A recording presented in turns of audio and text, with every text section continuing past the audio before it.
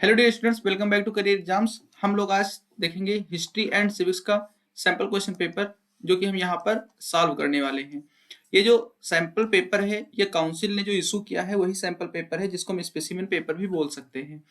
ओसवाल गुरुकुल वालों ने इसका सॉल्यूशन दिया है और वहीं से हमने ये सॉल्यूशन उठाया है। ठीक है, जिसको हम यहाँ पे आपको एक्सप्लेन करेंगे। जो बुक मैंने ली है उसका नेम है 61 sample question paper, ICSE class 10 की है। ऑल सब्जेक्ट कंबाइंड, सारे सब्जेक्ट्स इसमें हैं। आप यहाँ से देख सकते हो, ये सारे सब्जेक्ट्स हैं, सबकी स्पेसिमेन क्वेश्चन पेपर के सॉल्यूशन है। इसके साथ में आपको सैंपल पेपर्स दिए हुए हैं और उन सैंपल पेपर के सॉल्यूशन भी दिए हुए हैं, जिससे आप आंसर राइट करके और उनको फिर से चेक कर सकते हो। ये बुक परचेज करने के लिए आप डिस्क्रिप्शन बॉक्स चेक करो, वहां पर लिंक है, उस पर क्लिक करके इससे परचेज कर सकते हो। चलिए आ जाते हैं अपने स्पेसिमेन क्वेश्चन पेपर पे और उसके सॉल्यूशन पे।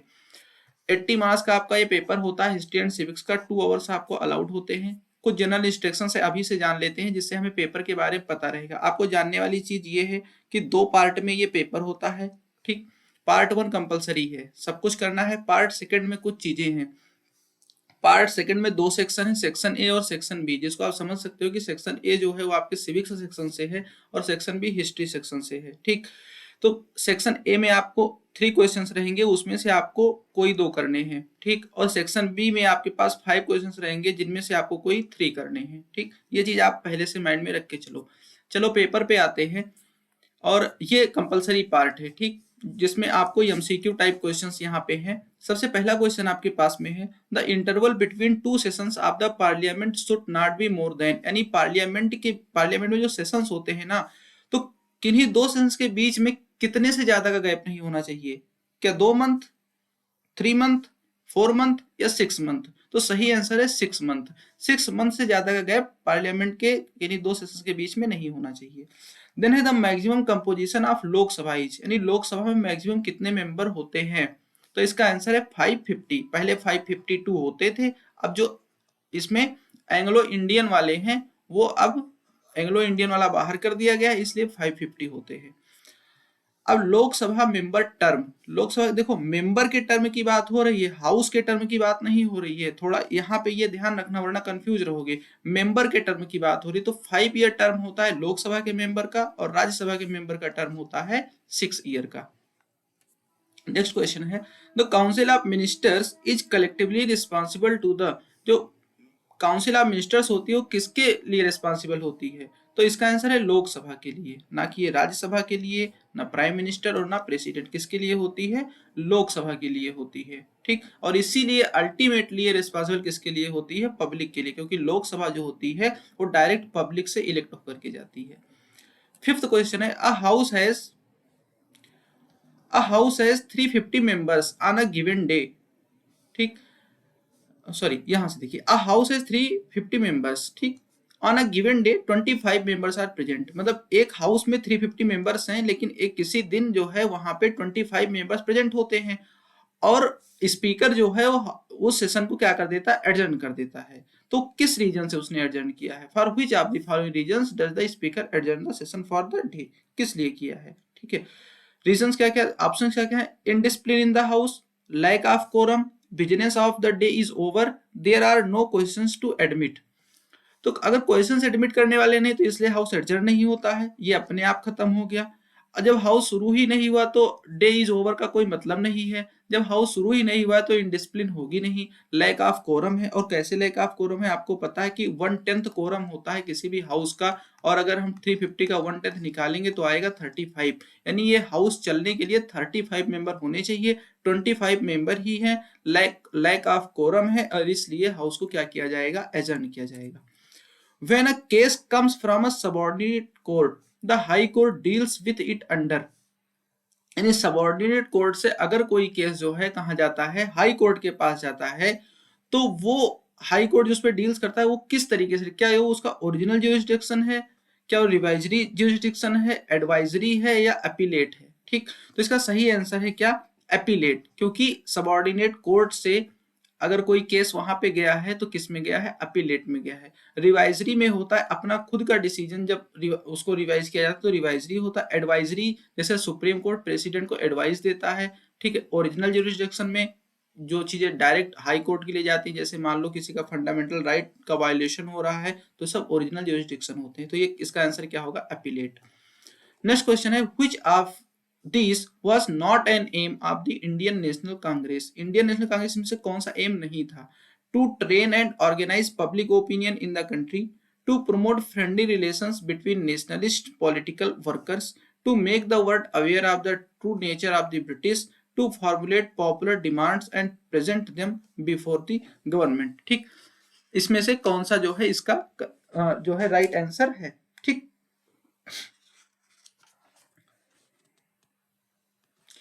तो जो इंडियन नेशनल कांग्रेस है, देखो इसमें इनिशियल टाइम की बात हो रही है, और इस इनिशियल टाइम में जो है यहाँ पे इसका सही आंसर होगा to make the world aware of the true nature of the British. यानी ये वाला जो है वो एम नहीं था इंडियन नेशनल कांग्रेस का, बाकी सारे इसके एम थे। नेक्स्ट क्वेश्चन है, announced that the successor of Bahadur Shah could not use imperial titles. ठीक, मतलब इनमें से Lord Canning, Lord Wellesley, Lord Dalhousie और लॉर्ड रिपन, इनमें से एक वायसराय ऐसा था जिसने ये अनाउंस किया कि जो बहादुर शाह हैं, ठीक है, बहादुर शाह जफर जो बहादुर शाह सेकंड थे, वो अब इंपीरियल टाइटल यूज नहीं कर सकते। ठीक, ये एक रीजन भी है जिसकी वजह से 1857 का वार हुआ था। देखो आप जब आप पेपर सॉल्व करते हो, आंसर करते हो, तो कई सारे फैक्ट्स आप नए जानते भी हो। ठीक, तो इसमें से कौन था? तो इसका आंसर है लॉर्ड कैनिंग। कौन था? लॉर्ड कैनिंग वायसराय था जिसने ये अनाउंस किया कि बहादुर शाह जो है वो इंपीरियल टाइटल जो है वो यूज नहीं कर सकते। नेक्स्ट है, which of these is not a repressive policy of Lord Lytton? इसमें से लॉर्ड लिटन की रिप्रेसिव पॉलिसी कौन सी नहीं थी? Is it arms act, vernacular press act, Albert bill, grand Delhi दरबार? हाँ देखो, इसका सॉल्यूशन यहाँ पे दिया हुआ है। ठीक है, इसका सॉल्यूशन जो है यहाँ से देखो आंसर्स, ठीक है, तो यहाँ से इसका सॉल्यूशन दिया हुआ है। ठीक, लेकिन ये काम इन्होंने अच्छा किया है कि ठीक क्वेश्चंस के नीचे आंसर नहीं लिखे हैं, जिससे आप पहले प्रैक्टिस करो और इसके बाद में पहले प्रैक्टिस करो और इसके बाद में फिर आप चेक करो कि आपने सही किया है कि गलत किया है। अगर साथ में आंसर दे देंगे तो आप खुद से प्रैक्टिस नहीं कर पाओगे। ठीक, हाँ, तो which of this not a repressive policy? तो रिप्रेसिव आर्म्स एक्ट बिल्कुल इसकी रिप्रेसिव पॉलिसी में थी, वर्नाकुलर प्रेस एक्ट बिल्कुल थी, ग्रैंड दिल्ली दरबार बिल्कुल थी, तो एल्बर्ट बिल नहीं थी। ठीक है, तो इसका आंसर क्या होगा? एल्बर्ट बिल इसका आंसर होगा। ज्योतिबा फूले ये रिलेट करते हैं किसे? सत्यशोधक समाज से। तो राजा राम मोहन राय किससे करेंगे? ठीक, रीजनिंग के क्वेश्चंस भी ऐसे ही आते हैं। तो ज्योतिबा फूले का कौन सा एसोसिएशन है? सत्य शोधक समाज। तो राजा राम मोहन राय का कौन सा है? ब्रह्म समाज। ठीक, द खिलाफत movement was started in India by, किसने स्टार्ट किया था खिलाफत मूवमेंट? अली ब्रदर्स, महात्मा गांधी, जिन्ना या सर सैयद अहमद खान? तो सही आंसर है अली अहमद। ठीक है, मोहम्मद अली और शौकत अली ये दो नाम थे जिन्हें अली ब्रदर्स कहा जाता था। ठीक, आ जाते हैं हम लोग क्वेश्चन नंबर 12 पे। The non cooperation movement was suspended due to the, non cooperation movement क्यों सस्पेंड किया गया? गांधी इरविन पैक्ट की वजह से, क्रिप्स मिशन की वजह से, चौरी चौरा इंसिडेंट की वजह से, या रॉलेट एक्ट की वजह से? तो गांधी जी का जो पहला मूवमेंट था ना वो नॉन कोऑपरेशन मूवमेंट है। चौरी चौरा इंसिडेंट हुआ था उससे इसको क्या कर दिया गया था? सस्पेंड कर दिया गया था। गांधी इरविन पैक्ट जो है इससे आपका जो गांधी इरविन पैक्ट है, ठीक है, इसे जो सिविल डिसओबीडियंस मूवमेंट था उसको होल्ड किया गया था गांधी इरविन पैक्ट की वजह से। बाद में जब बात नहीं बनी तो गांधी जी ने उसको रिस्टार्ट किया, लेकिन आगे चल नहीं पाया। ठीक, क्रिप्स मिशन का जब फेलियर हुआ था तो आपका क्विट इंडिया मूवमेंट स्टार्ट हुआ था। रॉलेट एक्ट की वजह से आपका जो है ये नॉन कोऑपरेशन मूवमेंट क्या होता है? स्टार्ट होता है। चलो नेक्स्ट क्वेश्चन देखते हैं। Which of the following clauses was not part of the Indian Independence Act of 1947? इसमें से इंडियन इंडिपेंडेंस एक्ट जो आया था, ठीक है, तो उसके पूरे क्लॉज थे, तो इसमें से कौन सा उसका क्लॉज नहीं था? There would be a governor general for each dominion, the country would be divided into two dominions, the British parliament had legislative control over India, there would be a division of army and asset. तो governor general दोनों dominion के लिए होंगे, India और पाकिस्तान, सही बात है। The country would be divided into two dominions, हाँ, दो डोमिनियंस में इंडिया और पाकिस्तान में डिवाइड होनी थी, ये भी सही है। The British parliament had legislative control, भाई अगर ब्रिटिश पार्लियामेंट का अभी भी लेजिस्लेटिव कंट्रोल रहेगा तो किस बात की फ्रीडम मिल रही है? यानी ये गलत है। ठीक है, सबकी अपनी कॉन्स्टिट्यूटेड असेंबली थी, वो अपने आप कंट्रोल करेंगे और अपने लिए कॉन्स्टिट्यूशन बनाएंगे, तो यही गलत है। बाकी जब दो डोमिनियन बनेंगे तो आर्मी और असेट डिवाइड होगी, ये बात भी सही थी। Which of the following is a common ideology of fascism and Nazism? Fascism Italy में जिसका बेनिटो मुसोलिनी हेड था, और नाजिज्म जर्मनी में जिसका हेड था हिटलर। ठीक है, तो इनकी कॉमन आइडियोलॉजी क्या थी? तो बिलीव इन डेमोक्रेसी, भाई दोनों बिलीव नहीं करते थे। To uphold one party and one leader, यही सही है। ठीक। टू इनकरेज पॉलिटिकल सिस्टम, नहीं, बिल्कुल नहीं। टू सपोर्ट कम्युनिज्म, ये दोनों की कॉमन आइडियोलॉजी नहीं थी। ठीक। हिटलर तो ये दोनों अगेंस्ट थे, कम्युनिज्म के तो अगेंस्ट थे। ठीक। Hitler attacked Poland because he wanted to seize the coal mines, militarise the Rhine valley, regain the Danzig port या कंट्रोल द ट्रेड। तो इसको रीगेन करना था डेंजिंग पोर्ट को। ठीक। मतलब हिटलर ने जो सारे अटैक किए वो उनके अटैक किए सारे कारण थे। ठीक। लेकिन पोलैंड पे अटैक, मतलब जो सेकेंड वर्ल्ड वॉर जब स्टार्ट होता है तो इन सारे रीजन्स आते हैं, लेकिन पोलैंड पर जो पहला अटैक सबसे पहले स्टार्ट हुआ था पोलैंड पर अटैक के साथ में, तो पोलैंड पर अटैक किया गया था डेंजिंग पोर्ट को रीगेन करने के लिए। और लास्ट क्वेश्चन जो क्वेश्चन नंबर 16 है, identify the founder of non aligned movement. तो नसीर, टीटो और नेहरू, ठीक है, इनका नाम रखना, याद रखना, ये है नॉन अलाइंड मूवमेंट के फाउंडर्स। ठीक। देखो 16 क्वेश्चंस हो गए और पर क्वेश्चन 1 मार्क्स का है, तो आपके 16 क्वेश्चन जो हैं 16 मार्क्स आपको यहाँ से मिल गए। और ये आपके पेपर में बहुत अच्छी चीज है कि अगर आपको चीजें आती हैं तो आप इतनी आसानी से ही जो है आप आंसर कर सकते हो और आपको मार्क्स मिल जाएंगे। चलो अब आते हैं हम लोग पार्ट सेकंड पे। और पार्ट सेकंड में कितने सेक्शन हैं? 2 आपको बताया गया। पार्ट सेकंड में जो फर्स्ट सेक्शन है यहाँ पे 2 क्वेश्चंस करने हैं आउट ऑफ 3। यहाँ इस सेक्शन में आपको 3 क्वेश्चंस मिलेंगे जिसमें से एनी 2 करने हैं। ठीक। हालांकि हम आपको इसमें सारे करवाएंगे और ये पेपर सॉल्व करने के बाद आप ये जानो कि बहुत बहुत सारी चीजें इसमें आप जान जाओगे। The legislature makes the laws which govern the country. ठीक। क्वेश्चन में बता रहे हैं कि भाई लेजिस्लेचर ही लॉज बनाता है जिससे कंट्री गवर्न होती है। With reference to the union legislature answer the following questions. अब जो यूनियन लेजिस्लेचर है उसके रेफरेंस में आप ये आंसर्स दीजिए। देखिए इस यहाँ पे बीच बीच में आई बटन कुछ लगा रहे हैं और साथ में इंड स्क्रीन पे आपको जो वीडियोस मैंने हिस्ट्री एंड सिविक्स के और हिस्ट्री एंड सिविक्स के जो वीडियोस बनाए हैं वो हम यहाँ पे कुछ इंड स्क्रीन में लगा रहे हैं, कुछ यहाँ पे लगा, आप वो वीडियोस देख लेना। बाकी फर्दर वीडियोज एग्जाम के पहले हम आपके बना देंगे जिससे कि आपको बहुत हेल्पफुल रहेगा। हाँ, तो क्वेश्चन है what is the maximum composition of the Rajya Sabha, why it is called a permanent house. ठीक।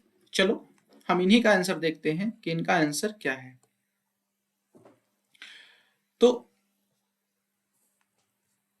देखो,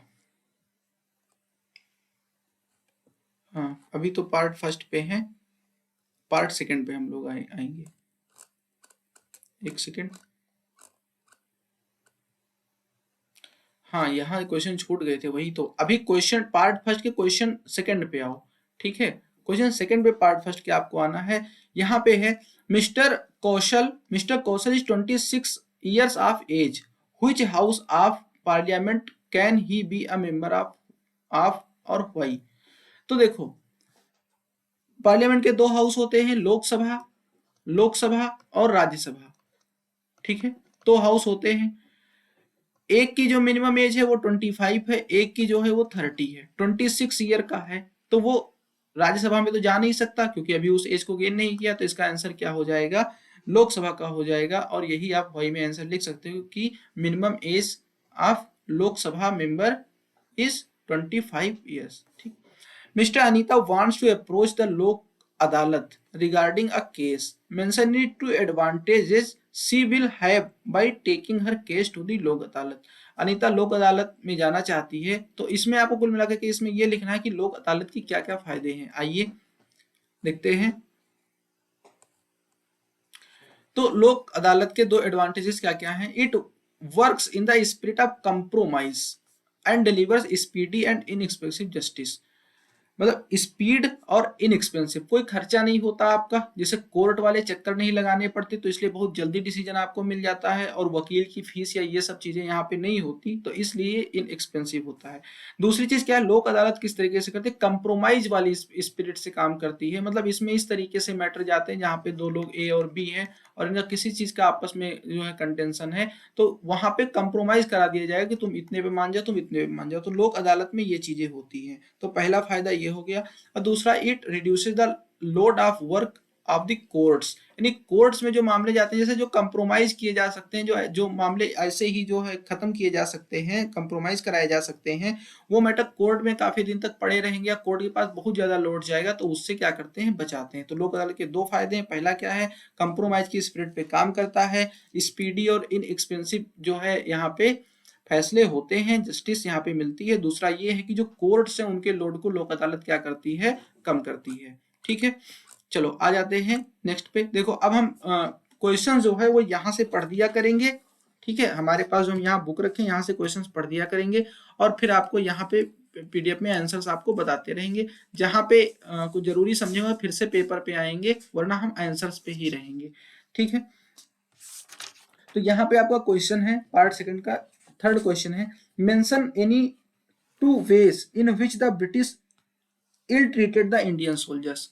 ठीक है, ब्रिटिशर्स ने सोल्जर्स को इल ट्रीट किया, ये बात आप भी जानते हैं। ठीक है, लेकिन किन तरीकों से किया? तो पहला तरीका क्या है कि सोल्जर्स वर पुअरली पेड, यानी पेमेंट बहुत कम देते थे, इल फेड, सही से खाना नहीं खिलाते थे, और बैडली हाउस्ड, सही से रहने की व्यवस्था नहीं थी, यानी खाने की व्यवस्था नहीं थी, रहने की व्यवस्था नहीं थी और बढ़िया पेमेंट नहीं था। पहला ये तरीका हो गया।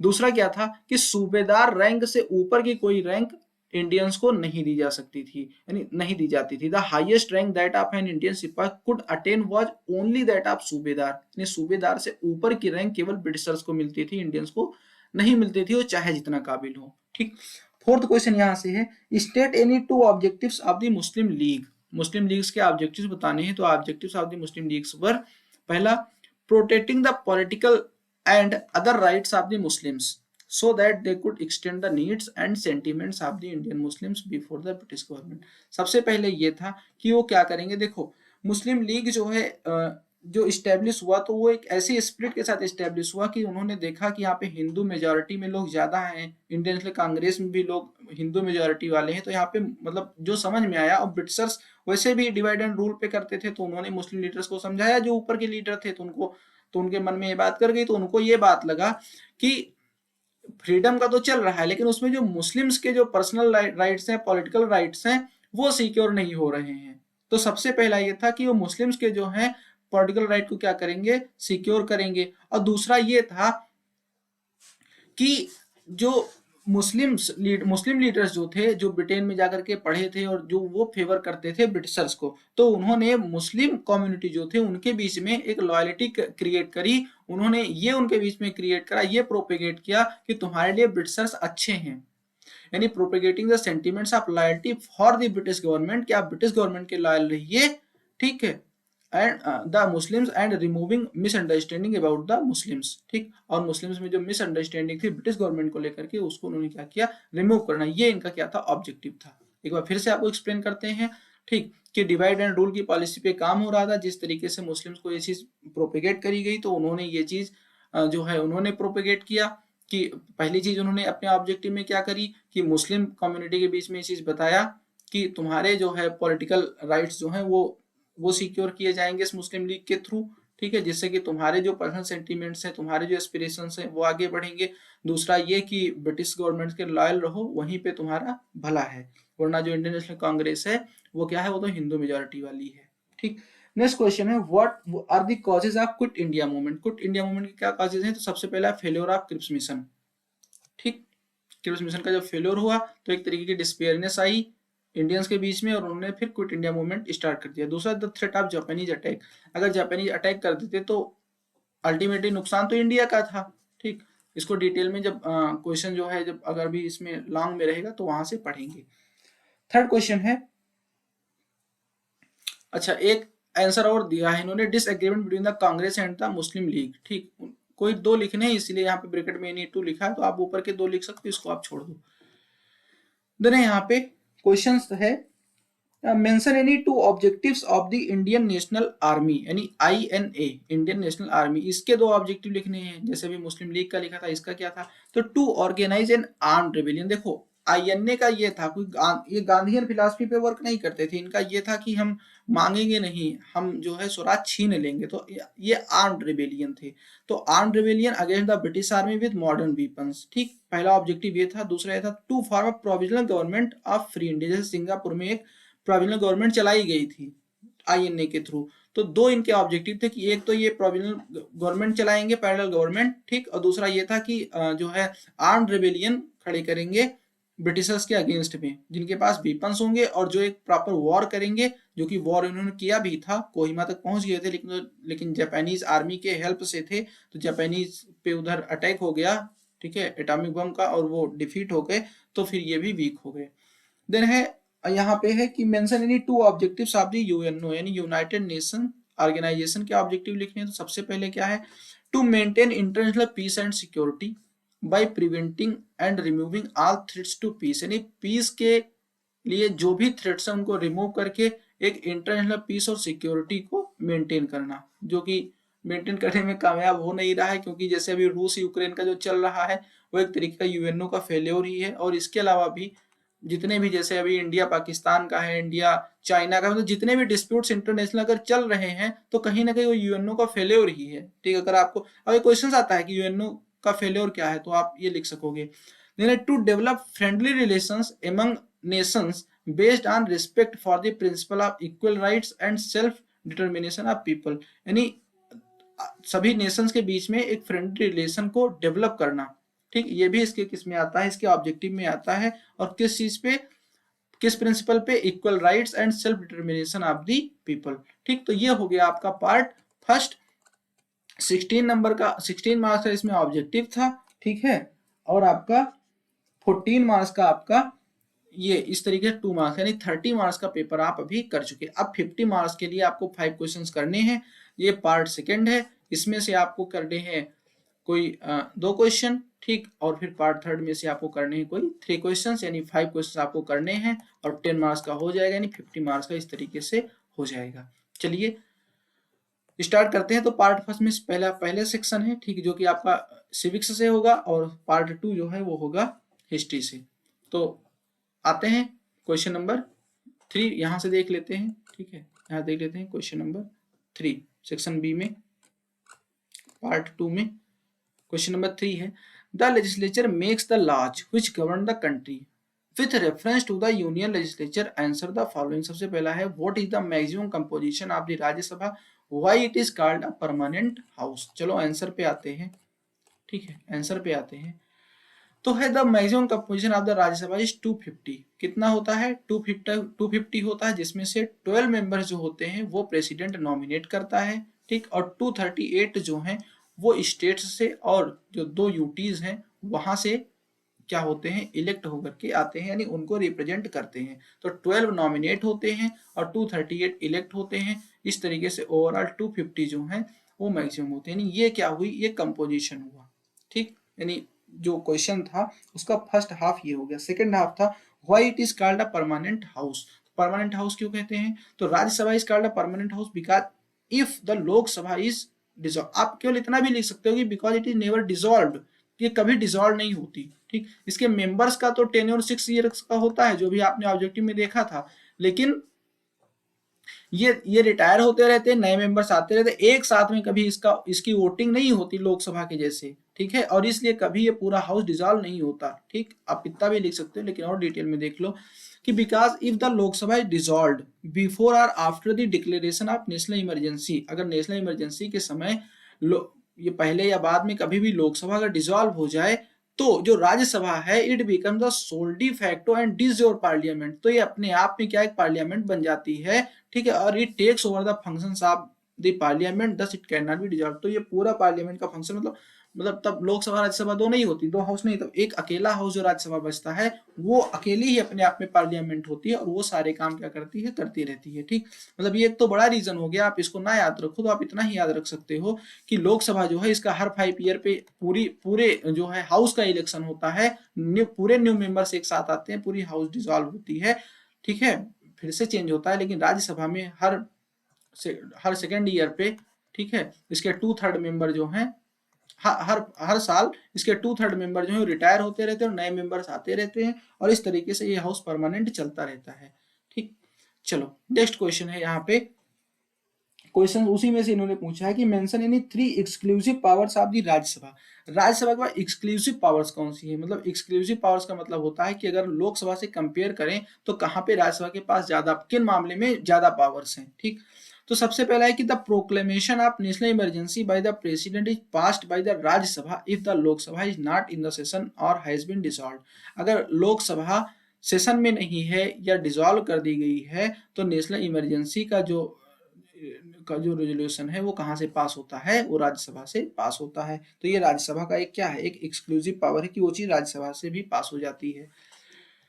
No laws on any subject mentioned in the state list. देखो 3 तरीके की लिस्ट होती है, ठीक, यूनियन, स्टेट और कंकरेंट। ठीक, तो अगर स्टेट लिस्ट पे मान लो यूनियन पार्लियामेंट कोई भी लॉ बना रही है, ठीक है, तो बिना राज्यसभा के 2/3 मेजॉरिटी से, उसके अप्रूवल के बिना लोकसभा ऐसा कुछ नहीं कर सकती। ठीक है, then the approval of Rajya Sabha is necessary in the case of creating one or more all India services. यानी ऑल इंडिया सर्विसेज के मामले में एक्सक्लूसिव राइट्स है किसके पास में? राज्यसभा के पास में है। देन क्वेश्चन है mention any 4 legislative powers of the parliament. इस बार पार्लियामेंट के लेजिस्लेटिव पावर्स आपको बताने हैं। तो फर्स्ट है the parliament is law making body. Law making body है, क्या बताना है आपको? फिर से देख लो, यूनियन पार्लियामेंट के आपको लेजिस्लेटिव पावर्स बताने, जैसे लेजिस्लेटिव पावर्स होते हैं, इकोनॉमिक पावर्स होते हैं, जुडिशियल पावर्स होते हैं, एक्सक्लूसिव पावर्स होते हैं। तो इसमें से आपको लेजिस्लेटिव बताने हो। लेजिस्लेटिव का मतलब क्या होता है? Law making. तो पार्लियामेंट लॉ मेकिंग बॉडी है ही, और सोनली लॉ मेकिंग बॉडी क्योंकि लॉ सारी पार्लियामेंट ही बनाती है। ठीक, तो and it is considered as the centre of all democratic political process. सारे डेमोक्रेटिक पॉलिटिकल प्रोसेस का सेंटर है। क्यों? क्योंकि कोई भी लॉ बनता है तो आप देखोगे कि उसे प्रॉपर डिबेट होती है, ऐसे नहीं बन जाता।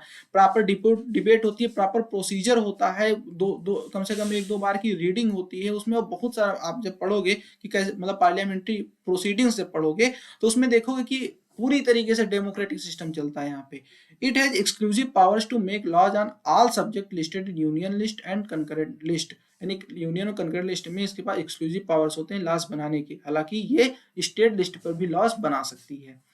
The parliament has power of financial control through budget discussion, for example fiscal policy. क्या ये जो है the parliament has power of financial control, ठीक, थ्रू बजट डिस्कशन।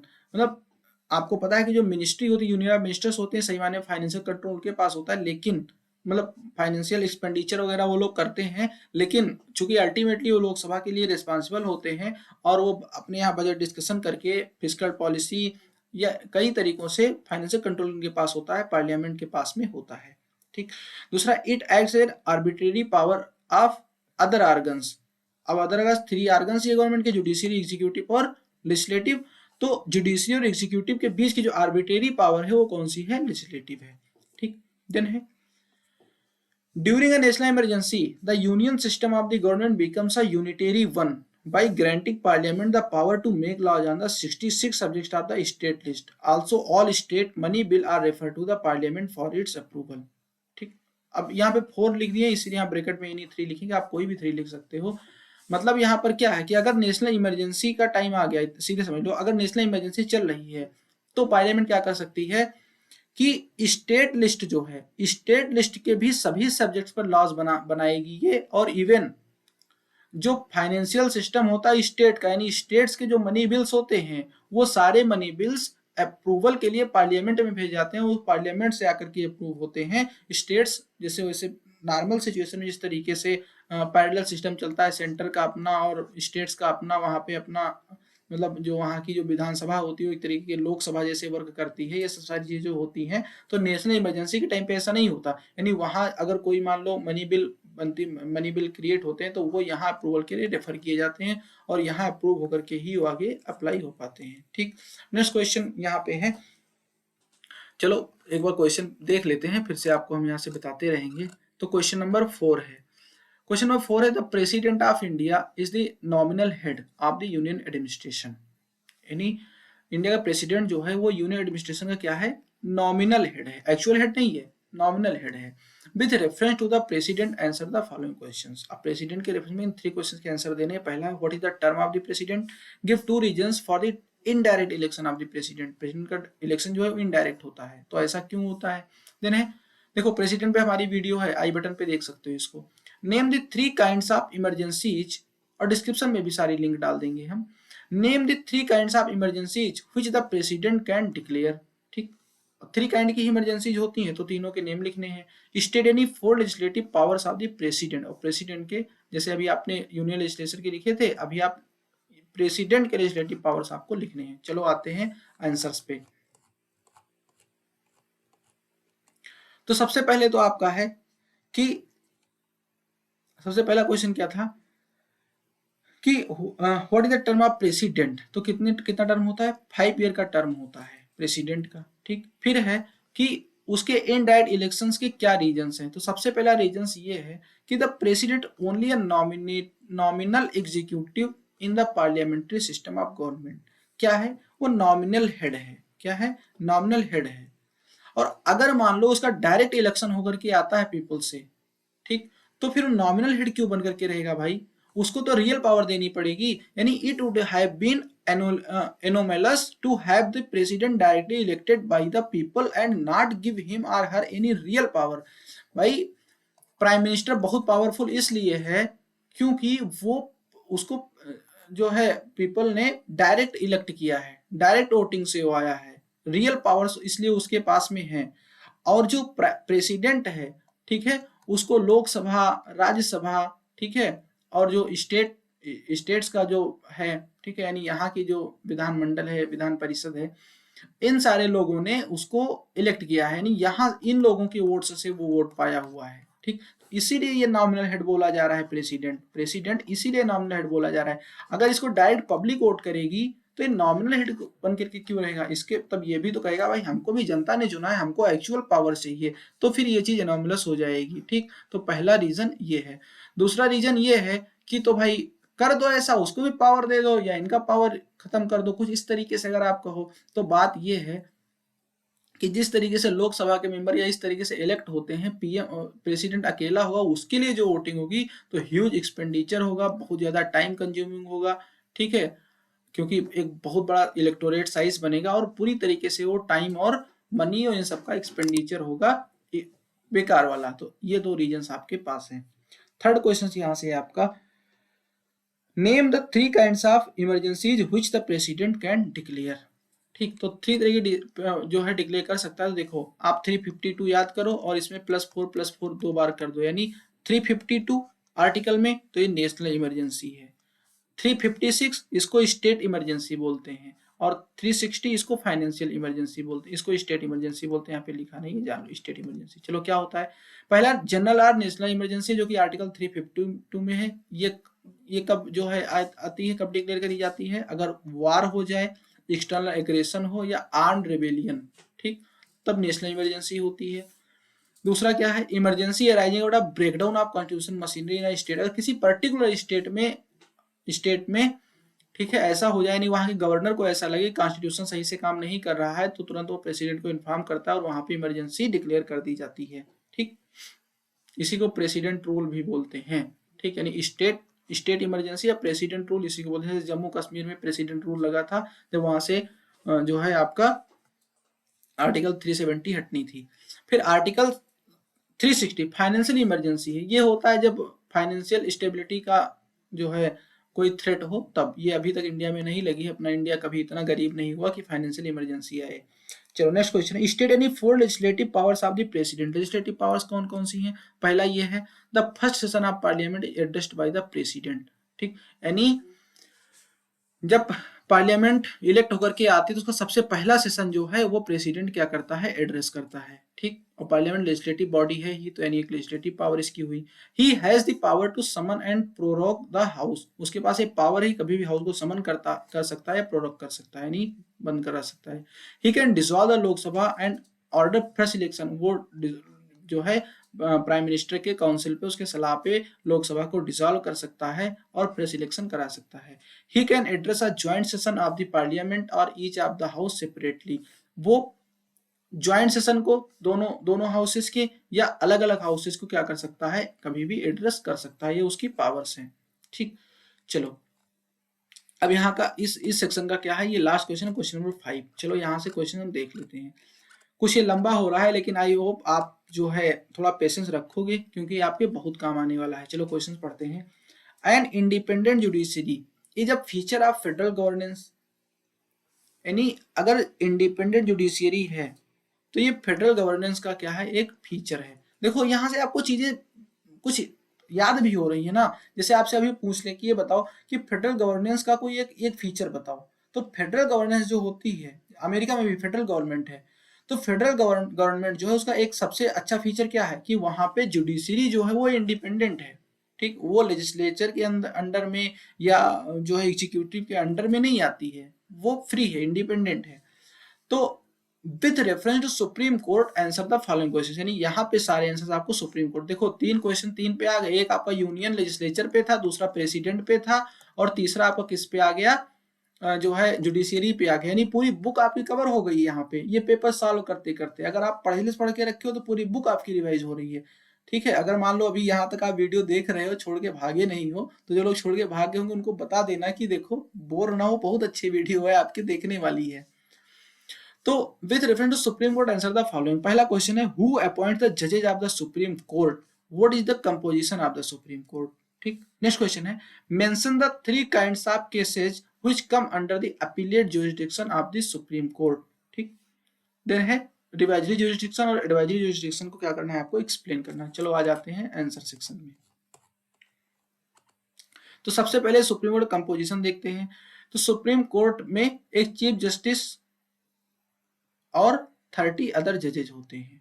ठीक, यानी सुप्रीम कोर्ट में एक चीफ जस्टिस होता है और 30 अदर जजेज होते हैं। ठीक, या फिर जो पार्लियामेंट आगे भी लॉ बना के जैसा डिसाइड करें, यानी जो है प्रेजेंट लॉ के हिसाब से 30 जजेज और एक चीफ जस्टिस है, और पार्लियामेंट जो चाहे तो इनकी नंबर को बढ़ा सकती है, कम भी कर सकती है। The judges of Supreme Court are appointed by the President by warrant under his hand and seal after consultation with the such judges of Supreme Court and High Court as deems necessary। ठीक है, मतलब other जजेस के consultation से president जो है वो जो सुप्रीम कोर्ट के जजेस हैं उनको क्या करते हैं, अपॉइंट करते हैं। ठीक, एक उसका कॉलेजियम सिस्टम होता है पूरी तरीके से उससे। एवरी जज of the Supreme Court shall hold office till he attains age of 65 years. चलो कमेंट बॉक्स में ये बताओ तो हाई कोर्ट का जज कितने ईयर तक जो है वो ऑफिस अटेंड कर सकता है, सुप्रीम कोर्ट का 65 ईयर तक है। ड्यूरिंग ऑफिस अ जज may be remove by the parliament, अगर पार्लियामेंट रिमूव करेगी तो ये कैसे रिमूव करेगी, इम्पीचमेंट पे रिमूव करेगी। ठीक है, ध्यान रखना, या फिर वो खुद ही रिजाइन कर सकता है। ठीक, अगर रिजाइन करेगा तो रेजिग्नेशन किसको देगा, प्रेसिडेंट को देगा। ठीक, ये सब सारी चीजें जाने लो, ऑब्जेक्टिव में पूछा जा सकता है। इसके अलावा जैसे आपने देखा कि इतने लोग उसमें होते हैं, लेकिन अगर कभी सुप्रीम चीफ जस्टिस जो है, चीफ जस्टिस को ये लगे कि कोर्ट में जो है कोरम जजेस का पूरा नहीं है, यानी chief justice of supreme court with the prior consent of the president may appoint ad hoc जजेस for the time being if quorum of जजेस is not available to hold the session of the court. अगर मान लो इसमें से कोई कम है, ठीक है, नहीं है, तो वो एड हॉक जजेस जो है वो अपॉइंट कर सकता है, हाँ, प्रेसिडेंट की कंसेंट से, प्रेसिडेंट की कंसेंट उसको लेनी पड़ेगी। ठीक, तो ये हो गया आपका पहला क्वेश्चन, जिसमें क्या था कि हु अपॉइंट द जजेस ऑफ द सुप्रीम कोर्ट। तो कौन अपॉइंट करता है, इसका मतलब अगर शार्ट में आंसर लिखना है तो प्रेसिडेंट। ठीक, अब कैसे करता है इसलिए बाकी और प्रोसेस है।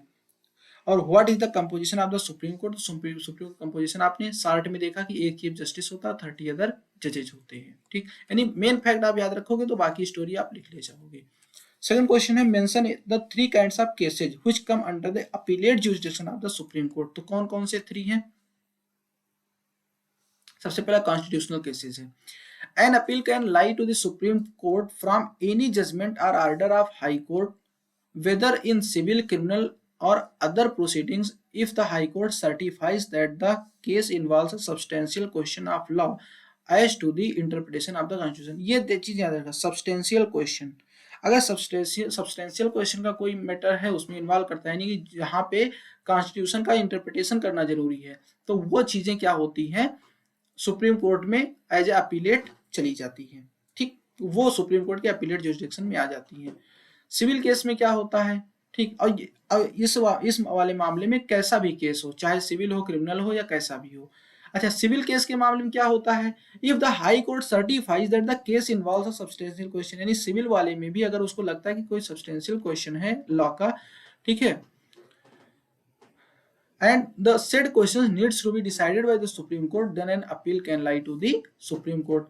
अच्छा, क्रिमिनल केसेस में क्या होता है, जैसे कॉन्स्टिट्यूशनल केस हो गया, सिविल होगा, क्रिमिनल में क्या क्या होता है, तो क्रिमिनल केस में तीन चीजें ऐसी हैं जिनमें वो चीज सुप्रीम कोर्ट में जा सकती है। एक तो ये है, मतलब ये दोनों ए और बी में दोनों में देखोगे हाई कोर्ट कोई मामला रिवर्स कर रहा है। अब रिवर्स कैसे कर रहा है, या तो किसी किसी जो है पनिशमेंट है, ठीक है, उसको वो क्या कर रहा है, कन्वर्ट करके डेथ सेंटेंस, मतलब एक्विटल सेंटेंस है उसको डेथ सेंटेंस में कन्वर्ट कर दिया, यानी सजा बढ़ा दिया।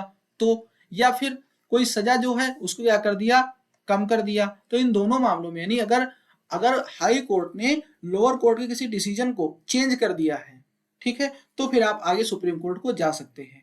ठीक, तो अब आपके पास में एक चीज मन में आपकी बात आ गई कि अच्छा ये बताइए, मान लीजिए जो ऑर्डर सबऑर्डिनेट कोर्ट ने किया, सेम हम जब गए हाई कोर्ट में तो उसने भी वही कर दिया, तो क्या हम सुप्रीम कोर्ट नहीं जा सकते? तो जा सकते हैं, क्योंकि the Supreme Court has the power to grant special leave to appeal against any judgment or order on any court or tribunal. Supreme Court अगर आपको परमिशन दे तो आप जा सकते हैं। खैर यहाँ पे तीसरा है, the High Court gives certificate that the case, कोई क्रिमिनल केस जो है, is fit to be sent for appeal to the Supreme Court. तो तीसरा ये भी कि अगर हाई कोर्ट खुद ही कह दे कि आप ये चीज सुप्रीम कोर्ट में लेकर के जाओ, तो भी आप वहां पर जाकर के अपील कर सकते हो। ठीक, तो ये क्या है, ये अपीलेट ज्यूरिसडिक्शन है किसका, सुप्रीम कोर्ट का। चलो, अब दो चीजें जो आपको एक्सप्लेन करनी थी, रिवाइजरी और एडवाइजरी। तो रिवाइजरी में क्या होता है, यहां से इसको छोड़ दो, मत पढ़ो ये वाला, इतना जानो कि आर्टिकल 137 है जिसके अंडर में ये है कि Supreme Court revise its own judgment, ठीक है, ऑर्डर और डायरेक्शन। तो इस चीज को रिवाइजरी कहते हैं, मतलब खुद ही रिवाइज करता है अपने ही जजमेंट को। ठीक, मतलब कभी भी सुप्रीम कोर्ट अपने ही जजमेंट को भी चेंज कर सकता है टाइम बीइंग। तो ये उसका रिवाइजरी ज्यूरिसडिक्शन है। ठीक, एडवाइजरी में क्या होता है, ये ध्यान रखना, ये याद रखना, जीएस का भी क्वेश्चन है।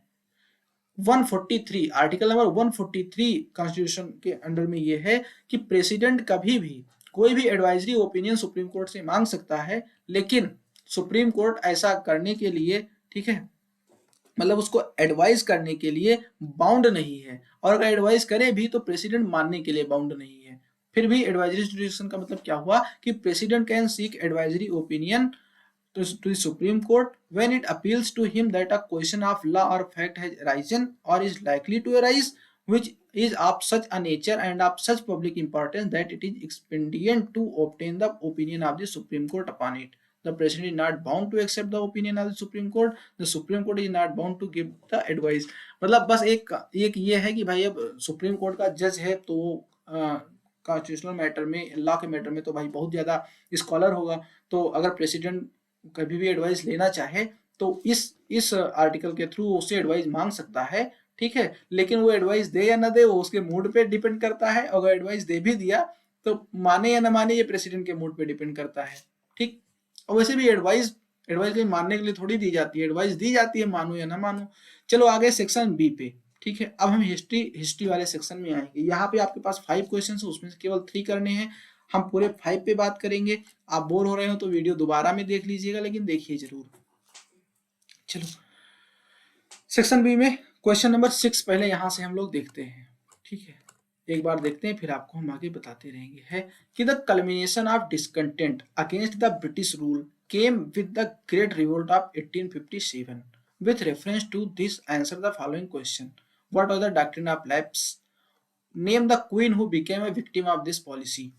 Mention any 3 economic causes of the revolt. Mention any 4 administrative changes made by the British after the revolt. I button पे वीडियो है मॉडर्न जो ये हिस्ट्री की मैंने बनाई 1857 पे, देखो मजा आ जाएगा और ये सारे आंसर्स हो जाएंगे आपके। चलो आते हैं इसके आंसर देखते हैं। तो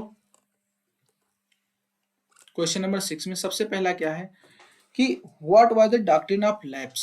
डॉक्ट्रिन ऑफ लैप्स क्या था? तो Lord Dalhousie the governor general of India 10 year तक रहा था, 1846 से 1856 तक। In order to annex Indian territories followed a policy called the doctrine of lapse. मतलब एक आंसर आपको ये मिला कि डॉक्ट्रिन ऑफ लैप्स किसकी पॉलिसी थी, लॉर्ड डलहौजी की पॉलिसी थी। इसमें होता क्या था under this policy, if a ruler of state died without a natural heir, मतलब कोई स्टेट का रूलर है और उसके रियल सन नहीं हुआ और वो मर गया, तो the state would be passed to the East India Company. तो वो स्टेट किसका हो जाएगा, ईस्ट इंडिया कंपनी का हो जाएगा। पहले क्या होता था कि वो क्या करते थे, किसी को गोद ले लेते थे। अब इसमें ये हुआ, लॉर्ड डलहौजी ने ये डॉक्ट्रिन ऑफ लैप्स लेकर के उसमें ये कह दिया कि आप अगर रियल सन नहीं है तो आप किसी को गोद नहीं ले सकते और फिर उसको स्टेट अपना इंथ्रोन नहीं कर सकते। अगर ऐसा है तो मतलब अगर आपका नेचुरल हेयर नहीं है तो फिर वो किसका हो जाएगा, स्टेट ईस्ट इंडिया कंपनी का हो जाएगा। ठीक। This policy created a sense of alarm among the ruling class in India. अब इतना अगर आप नहीं भी लिखोगे अपने आंसर राइटिंग में तो कोई इसका मतलब नहीं है। ठीक है, इसका मतलब नहीं है। फिर इसी में एक क्वेश्चन था कि name the queen who became a victim of this policy. तो रानी लक्ष्मीबाई जो है वो इसकी क्वीन हुई थी क्योंकि उसका रियल सन नहीं था। ठीक।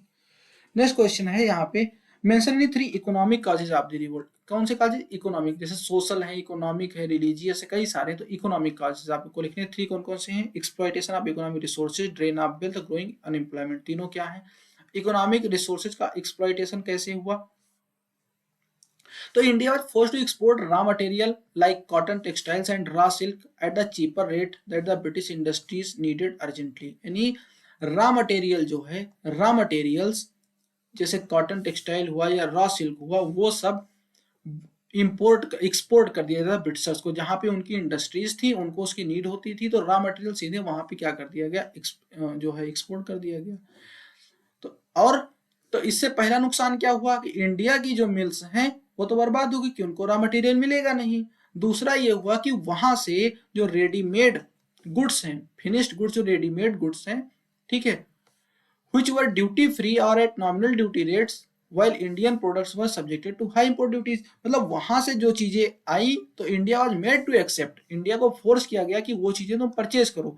फोर्स दो तरीकों से किया गया, जैसे एक तो फोर्स ऐसी हो गया कि जैसे जब ये ड्यूटी फ्री ट्रेड है तो ड्यूटी फ्री ट्रेड अगर हो जाएगा तो जो इंपोर्ट ड्यूटी, एक्सपोर्ट ड्यूटी, वो सब ब्रिटिश गुड्स पे नहीं पड़ेगी तो वो सामान सस्ते रहेंगे। दूसरा दूसरा मिल से प्रोड्यूस्ड है तो वो और उन पे कॉस्ट कम आएगी। तो इंडिया में जो जो इंडिजीनियस इंडस्ट्रीज हैं वहां से जो प्रोडक्ट्स हैं वो हाई रेट्स पे मिलेंगे तो लोग इसी को परचेज ही करेंगे। तो इस तरीके से जो है इकोनॉमिक रिसोर्स एक्सप्लॉइटेशन हो गया। मतलब रॉ मटेरियल को सीधे वहां भेज दिया गया, वहां से फिनिश्ड गुड्स इंडिया मंगाया गया, वो जो कि ड्यूटी फ्री था या नॉमिनल ड्यूटी पे था तो काफी चीप रेट पे अवेलेबल होता था तो लोगों को खरीदना पड़ता था और यहाँ के वैसे भी प्रोडक्शन यहाँ का खराब कर दिया गया। ड्रेन ऑफ वेल्थ, आपको पता है दादा भाई नौरोजी ने इसकी बुक भी लिखी थी। ड्रेन ऑफ वेल्थ का मतलब होता है कि पैसा एक ही तरफ से दूसरी तरफ को जा रहा है। कैसे जा रहा था, जो ब्रिटिशर्स यहाँ से रॉ मटेरियल परचेज करते थे तो ब्रिटेन से पैसा थोड़ी ना लेकर के आते, यहीं से जो रेवेन्यू जनरेट होता था उसी से उसको खरीदते थे। इंडिया के पैसे से इंडिया का ही सामान खरीदते थे, ब्रिटेन से कोई पैसा यहाँ आता नहीं था, सब केवल यहाँ से जाता था। तो the British purchase raw material for their industries in England from the surplus revenues of Bengalis. मतलब क्या बताया मैंने कि इंडिया में ही जनरेट होने रेवेन्यू से ही इंडिया का रॉ मटेरियल परचेज करते थे। ठीक, और फिर ड्यूटी फ्री इनलैंड ट्रेड करते थे। The drain of wealth also included the, और इसके अलावा अपने यहाँ के लोगों को जो सैलरी देते थे, जो उनकी इनकम होती थी, जो सेविंग्स होती थी इंग्लिश में इनकी, जो ब्रिटिश के खर्चे होते थे, जो आर्मी पे जो उनके खर्चे होते थे, जो मिलिट्री पे खर्चे होते थे, जो ऑफिस स्टेब्लिशमेंट होता था, इंटरेस्ट डेट होता था, वो सारी चीजें कहाँ से होती थी, वो इंडियन मनी की ही होती थी। यानी उनका कुछ इधर नहीं आता था, सारा कुछ केवल जाता था। तो ये ड्रेन ऑफ वेल्थ हो गया। ग्रोइंग अनएम्प्लॉयमेंट, कई चीजों से भाई अनएम्प्लॉयमेंट बढ़ी। पहले अगर यहाँ से इकोनॉमिक रिसोर्सेज से यहाँ पे देख लोगे तो अगर इंडिया की इंडिजिनियस इंडस्ट्रीज, कॉटन इंडस्ट्रीज अगर ये सब कोलैप्स हो रही हैं तो उसमें काम करने वाले लोग क्या होंगे, अनएम्प्लॉयड हो जाएंगे। तो एक तो इस तरीके से बढ़ी। दूसरा ये हुआ जैसे कन्फिस्केशन ऑफ लैंड, लोगों के जो लैंड कन्फिस्केट कर लिए गए, इनाम कमीशन आया था तो उससे लोगों के पास अब खेत भी नहीं रहे तो काम करने कहाँ जाएंगे। ठीक, तो इस तरीके से अनएम्प्लॉयमेंट बढ़ी। ठीक, देखो, the traditional rulers had given financial support to scholars, preachers and men of fine art. मतलब पहले जो ट्रेडिशनल रूलर्स होते थे वो इन स्कॉलर को, प्रीचर्स को, फाइन आर्ट लोगों को, इन सबको क्या करते थे, फाइनेंशियल सपोर्ट देते थे। लेकिन जब ब्रिटिशर्स लोग आए तो इन लोगों को सपोर्ट देना बंद कर दिया। ठीक, तो एक तो ये अनएम्प्लॉयमेंट और दूसरा मैंने बताया ही।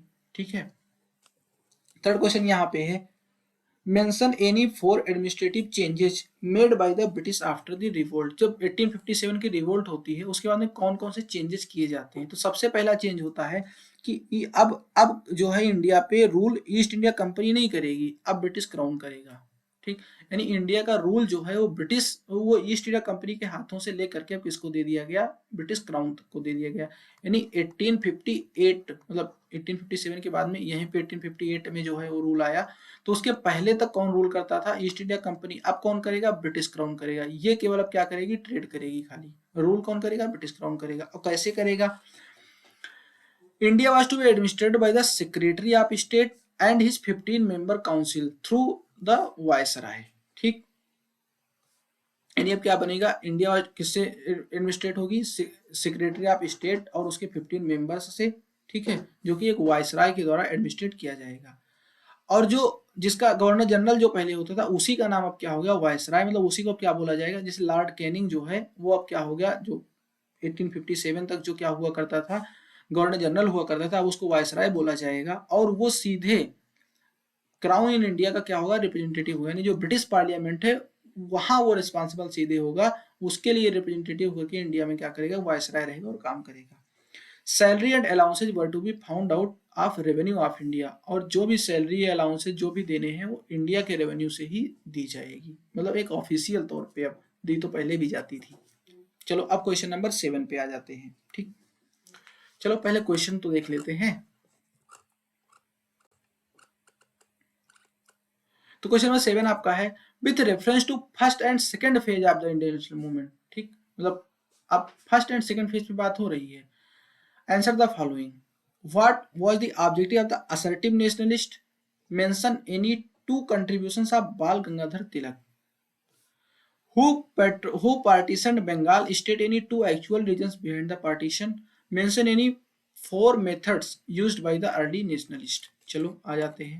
यानी यहाँ पे हम अर्ली नेशनलिस्ट को भी देख लेंगे, असर्टिव को भी देख लेंगे। ठीक, मतलब पूरी तरीके से आपकी बुक रिवाइज हो रही है यहाँ पे। चलो, तो असर्टिव नेशनलिस्ट के जो है मेन ऑब्जेक्टिव क्या था? मेन ऑब्जेक्टिव था पूर्ण स्वराज या कंप्लीट इंडिपेंडेंस। मतलब हिंदी में पूर्ण स्वराज कहेंगे और अंग्रेजी में क्या कहेंगे? कंप्लीट इंडिपेंडेंस कहेंगे। ठीक, तो ये मेन ऑब्जेक्टिव था। अब बाल गंगाधर तिलक के दो कंट्रीब्यूशन बताने। तो सबसे पहला his role in the anti partition movement, यानी जो बंगाल का पार्टीशन हुआ था उसमें उनका क्या रोल था? तो उन्होंने क्या देखा, जब बंगाल का पार्टीशन हुआ तो जो इल डिजायर थी ब्रिटिश गवर्नमेंट की, जो इल डिजायर थी उसको एक्सपोज करने का इससे बढ़िया मौका उनको और कोई नहीं दिखा। नहीं, सबसे बढ़िया मौका दिखा तिलक बिपिन चंद्र पाल एंड लाला लाजपत राय। यानी वही लाल बाल और पाल, लाल बाल पाल। ठीक है, लाल से लाला लाजपत राय, बाल से बाल गंगाधर तिलक और पाल से Bipin Chandra Pal. Transform the anti partition movement into a movement of Swaraj. इन्होंने यही एंटी पार्टीशन मूवमेंट से एक ऐसी हवा क्रिएट करी कि वहां से मूवमेंट ऑफ स्वराज इन्होंने क्रिएट कर दिया। तो ये पहला रोल इनका हुआ। दूसरा, इन्होंने होम रूल लीग स्टेब्लिश किया 1916 में।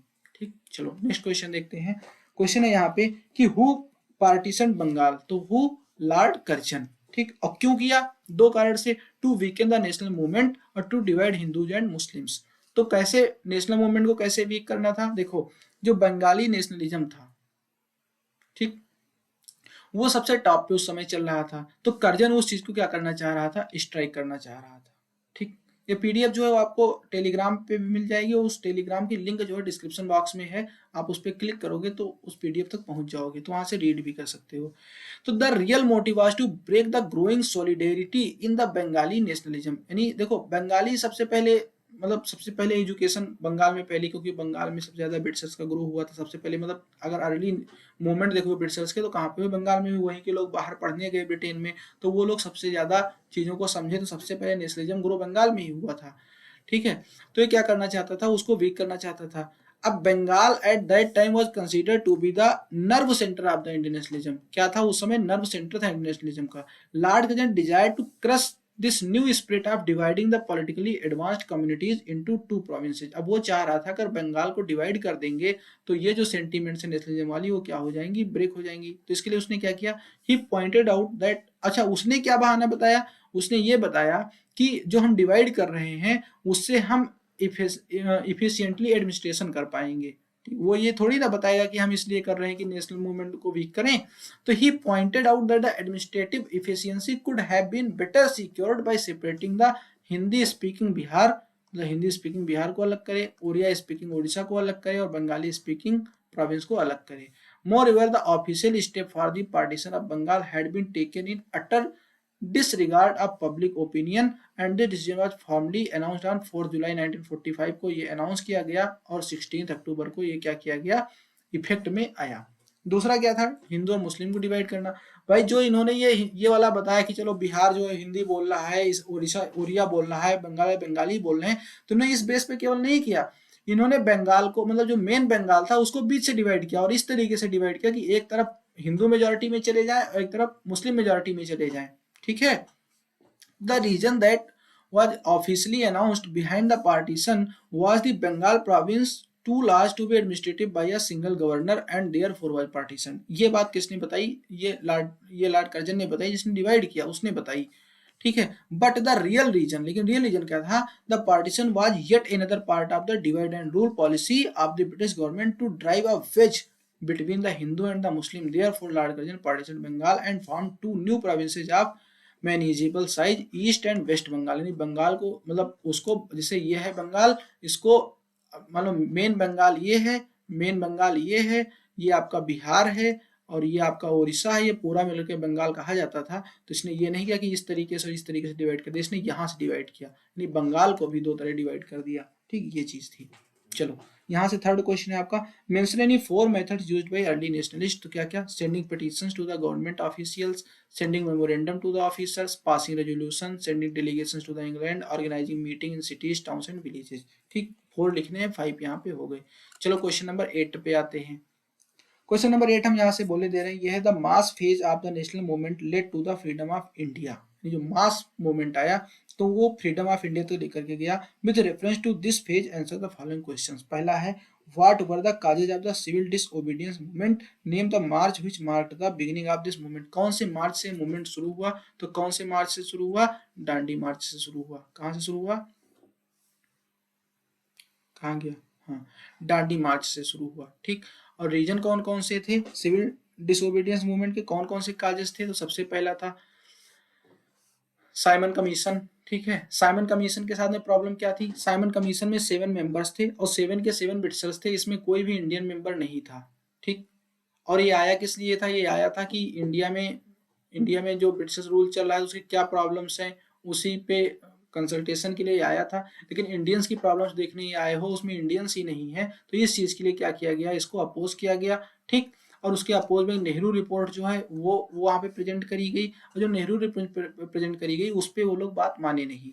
ठीक, तो ये दो चीज यहाँ पे होगी। तीसरा क्या हुआ, लाहौर सेशन जो कांग्रेस का होता है 1929 में, वहां पे इन्होंने क्या किया, पूर्ण स्वराज डे मनाया जाता है। ठीक है, 26 जनवरी को जो है इंडियन फ्लैग ट्राई कलर जो है वो अनफर्ड किया जाता है, इसीलिए 26 जनवरी को बाद में जो है वो आपका कॉन्स्टिट्यूशन मतलब बन तो पहले गया था, 26 नवंबर 1949 में बन गया था, लेकिन 26 जनवरी को इसीलिए उसको जाकर के इनेक्ट किया जाता है इस डे को मेमोरेबल बनाने के लिए। ठीक है, तो आपको 3 रीजंस लिखने हैं, 3 रीजंस आपके ये हो गए। चलो नेक्स्ट क्वेश्चन पे देखते हैं। नेक्स्ट क्वेश्चन आपका है, mention any 3 causes of the non cooperation movement. Civil disobedience के हो गए, अब नॉन कोऑपरेशन के देखो, पूरी बुक आपकी कवर हुई जा रही है। नॉन कोऑपरेशन सबसे पहला रॉलेट एक्ट है, दूसरा जलियांवाला बाग है, तीसरा खिलाफत मूवमेंट है। रॉलेट एक्ट में क्या हुआ था, एक ऐसा लॉ आया था जिसको ब्लैक लॉ या ब्लैक बिल कहा गया। इसमें यह था कि नो दलील, नो वकील, नो अपील। गांधी जी ने इसको यही कहा था। इसमें यह था कि पुलिस किसी को भी अरेस्ट कर सकती है और बिना ट्रायल के उसको जेल में डाल सकती है। ठीक, तो ये एक तरीके से बहुत तगड़ा डिप्रेशन चल रहा था नेशनलिस्ट का, तो इसको अपोज किया गया। ठीक, तो पहला रीजन ये था। दूसरा, इसी के अपोज करते वक्त डॉक्टर सत्यपाल और डॉक्टर किचलू को अरेस्ट कर लिया गया था। तो बैसाखी का फेस्टिवल था, 13 अप्रैल 1919 का डे था। तो एक तो बैसाखी का फेस्टिवल के लिए भी लोग इकट्ठा हुए थे और कुछ लोग वहां पे डॉक्टर सत्यपाल और डॉक्टर किचलू का जो उनको अरेस्ट किया गया था उसके लिए एक पीसफुल मीटिंग के लिए वहां पे गैदर हुए थे। वहीं पे जनरल डायर ने बिना किसी प्रियर वार्निंग के वहां पे क्या किया, वहां पे फायरिंग करवा दी, यानी एक मैसाकर करवा दिया, बहुत सारे लोग मारे गए। तो उसकी वजह से भी नॉन कोऑपरेशन मूवमेंट हुआ। तीसरा खिलाफत मूवमेंट हुआ ये था कि जो फर्स्ट वर्ल्ड वार चल रहा था तो उसमें इंडियंस ने मदद करी थी किसकी, ब्रिटिश गवर्नमेंट की। और वर्ल्ड वार में जो है टर्की वो ब्रिटिशर्स के अगेंस्ट वाली साइड में था, फिर भी इंडियंस ने मदद करी थी, यानी इंडियन मुस्लिम्स ने ब्रिटिशर्स की मदद इस शर्त पे करी थी कि तुम खलीफा का जो स्टेटस है उसको कोई नुकसान नहीं करोगे। लेकिन जब फर्स्ट वर्ल्ड वार जीत गए ब्रिटिशर्स तो उन्होंने क्या किया, जो खलीफा की पोस्ट है उनको एबोलिश कर दिया उनके वहां से। तो एक डिसकंटेंटमेंट क्रिएट हुई मुस्लिम्स के बीच में। ठीक, तो वही अली ब्रदर्स जो है उन्होंने खिलाफत मूवमेंट शुरू किया। गांधी जी ने इसको एक बढ़िया मौका समझा कि यहाँ पे हिंदू और मुस्लिम यूनाइट किए जा सकते हैं। वो अली ब्रदर्स से मिले, वो यूनाइट हुए, तो बाद में खिलाफत मूवमेंट को साथ में लेकर के आपका नॉन कॉपरेशन मूवमेंट चलाया गया। होप आपके समझ में आया होगा। और क्वेश्चन नंबर 8 से थर्ड क्वेश्चन आपका है कि माउंटबेटन प्लान के आपको 3 फीचर्स लिखने हैं। तो सबसे पहला है the constituent assembly, the princely states, boundary commission और division of country. Constituent assembly ये है कि जब दो डोमिनियन बटने हुए, जैसे कॉन्स्टिट्यूएंट असेंबली बन तो पहले गई थी, लेकिन जब दोनों डोमिनियन बटने हुए तो ये हुआ कि जो असेंबली है वो अपना वर्क तो करती रहेगी, मतलब उसको कोई अफेक्ट नहीं पहुंचेगा, लेकिन वो पाकिस्तान के लिए कानून नहीं, लॉज नहीं बनाएगी, वो इंडिया के लिए ही बनाएगी और पाकिस्तान के लिए एक सेपरेट कॉन्स्टिट्यूएंट असेंबली बनेगी। तो पहला उसके माउंटबेटन प्लान में ये था। दूसरा ये था कि जो प्रिंसली स्टेट्स के साथ में पहले से जो भी ट्रीटीज करी गई है वो सारी इंड हो जाएंगी।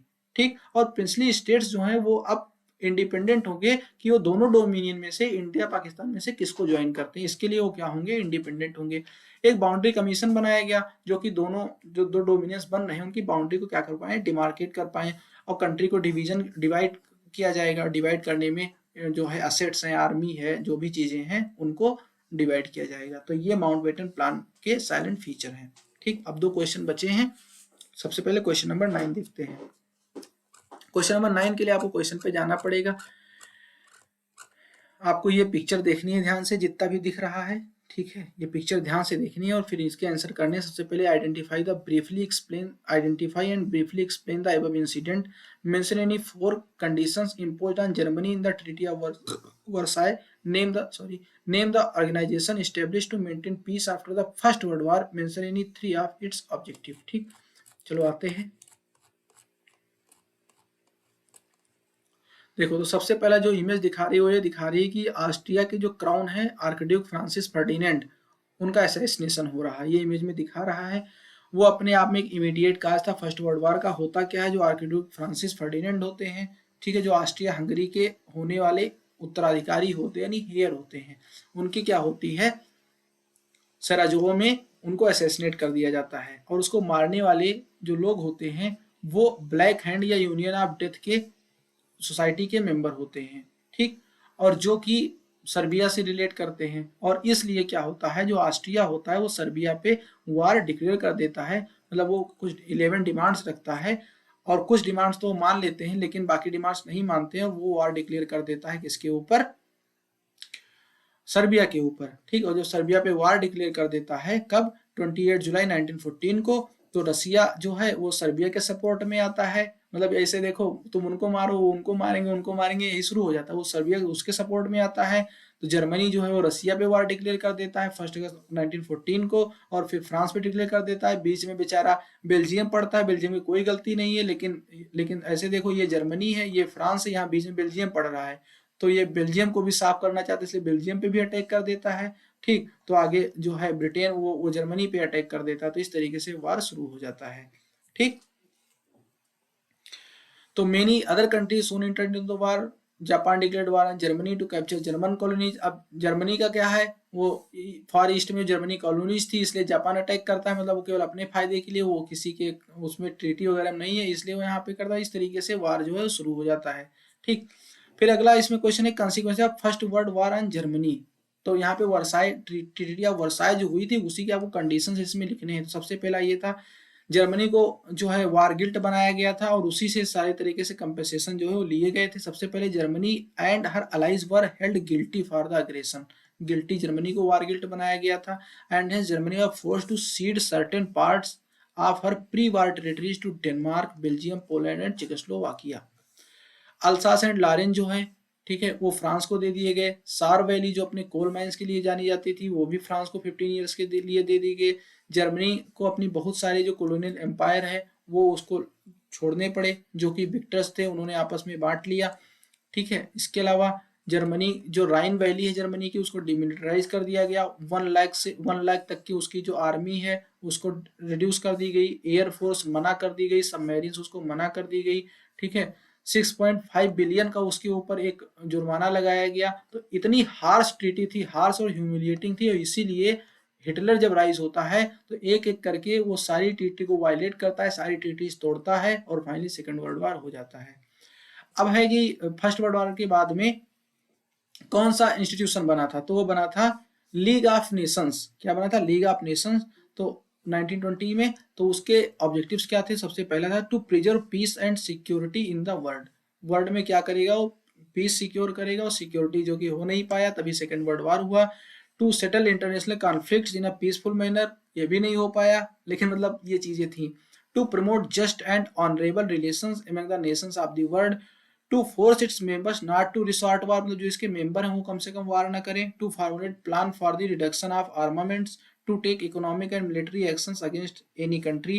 To improve labour and social conditions in different countries. To achieve this aim the International Labour Organisation was set up with which is even now one of the special. मतलब यहाँ पे उस समय जो सबसे ज्यादा जो है दास प्रथा चल रही थी, यानी लोगों को गुलाम बनाने वाला स्लेव सिस्टम, तो उन सबसे निपटने के लिए आईएलओ बनाया गया था, जो कि अभी भी जो आपका यूएनओ है उसका भी एक पार्ट है, यानी वो अभी भी चल रहा है। चलो लास्ट क्वेश्चन पे हम आ गए। लास्ट क्वेश्चन आपका है, ठीक है, चलो लास्ट क्वेश्चन पहले यहाँ से हम लोग पढ़ लेते हैं आपको पेपर दिखाते हुए, क्योंकि अब तो आखिरी क्वेश्चन पे आ गए। अब तो आप लोगों को कम से कम एक सांस आई होगी। UNO was established to maintain peace in the world. ठीक, with reference to this organisation answer the following. सबसे पहला है इसका composition, what is the composition of security council. Mention any 3 function of the international court of justice. What is the full form of UNESCO. Mention any 3 of its functions. ठीक, चलो आते हैं। तो सबसे पहले है कि सिक्योरिटी काउंसिल कंपोजिशन कैसा है। तो इस काउंसिल में 15 मेंबर होते हैं, 5 परमानेंट होते हैं, जो कि आपके चाइना, फ्रांस, रशिया, ब्रिटेन और यूएस से हैं। ठीक, दूसरा क्या है, जो 15 होते हैं वो कहाँ कहाँ से होते हैं? 5 अफ्रो एशियन कंट्रीज से आते हैं, 2 लैटिन अमेरिकन से आते हैं, 2 waste European and other countries से आते हैं, 1 जो है ईस्ट यूरोपियन कंट्रीज से इसमें आते हैं। ठीक, अब होता क्या है, the 10 non permanent member are elected by the General Assembly by a 2/3 majority for the term of 2 years. जो नॉन परमानेंट वाले हैं उनको जनरल असेंबली जो है वहां से वो क्या होते हैं, इलेक्ट होते हैं, और कितने टाइम के लिए? 2 ईयर के टर्म के लिए। और जो रिटायर्ड मेंबर होता है वो तुरंत इमीडिएट री इलेक्शन के लिए नहीं आ सकता।